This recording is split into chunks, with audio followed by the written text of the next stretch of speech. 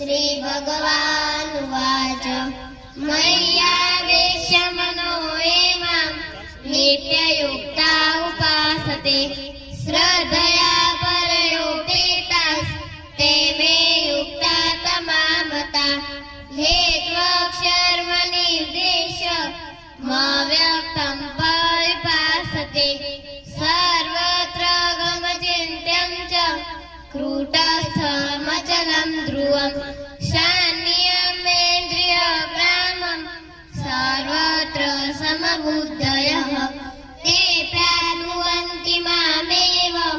सर्वभूतहिते रता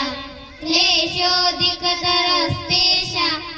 अव्यक्ता सप्तचेतसाम् अव्यक्ता हि गतिर्दुःखं देहवद्भिर्व्याप्यते हेतु सर्वाणि कर्माणि मयि सन्न्यस्य मत्परा अनन्येनैव योगेन माध्यायन्त उपासते तेषामहं समुद्धर्ता मृत्युसंसारसागरात् भवामि न चिरात् पार्थ मय्यावेशितचेतसा मय्येव मनः आधत्स्व मयि बुद्धिं निवेशय निवसिष्यसि मय्येव अत ऊर्ध्वं न संशय अथ चित्तं समाधातु न शक्नोषि मयि स्थिरम् अभ्यासयोगेन ततो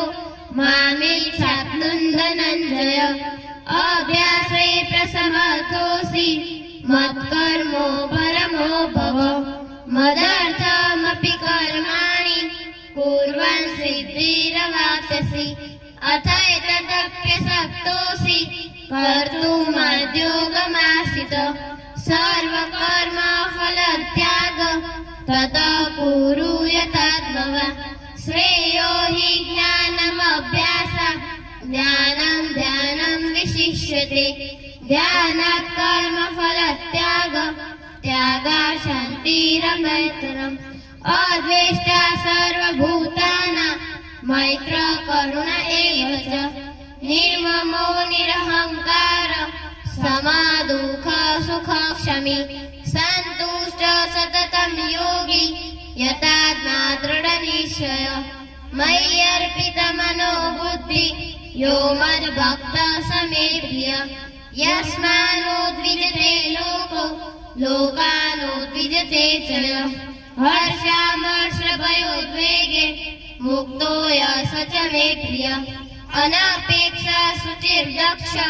उदासीनो व्रतव्रतः सर्वारम्भ परित्यागी यो मद्भक्तः स मे प्रियः यो न रुष्यति न द्वेषि न शोषति न काङ्क्षति शुभाशुभ परित्यागी भक्तिमान् स मे प्रियः समशास्त्रो च मित्रे च तथा मानापमानयोः शीतोष्णसुखदुःखेषु समसंगर्विवर्जितः तुल्यनिन्दास्तुतिर्मौनी